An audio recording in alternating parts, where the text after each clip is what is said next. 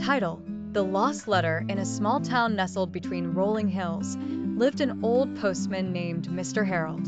For over 40 years, he had delivered letters and packages to the townsfolk. He knew everyone's name, their favorite hobbies, and even their little secrets. One evening, after a long day of deliveries, Mr. Harold was going through his mailbag when he found a letter that had never been delivered. The envelope was yellowed with age, and the ink had faded. It was addressed to Miss Elizabeth Mayfield, but there was no return address. Confused, Mr. Harold checked his records. Elizabeth Mayfield had moved away 30 years ago.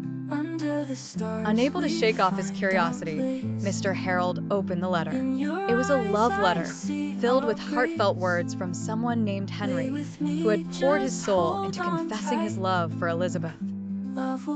He promised her that he would wait for her by the oak tree at the edge of town. Mr. Harold wondered what had become of Henry and Elizabeth. Did Elizabeth ever receive the letter? Did Henry wait in vain by the oak tree?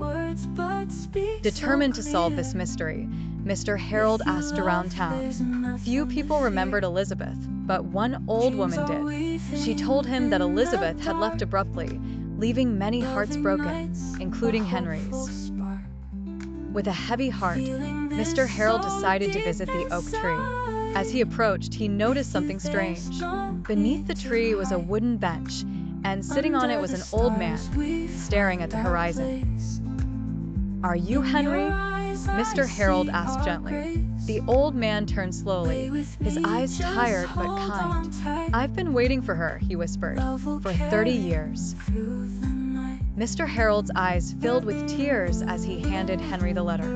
"I think this is for you." Henry took the letter, his hands trembling. As he read the words he had written so long ago, he smiled. "I knew she loved me."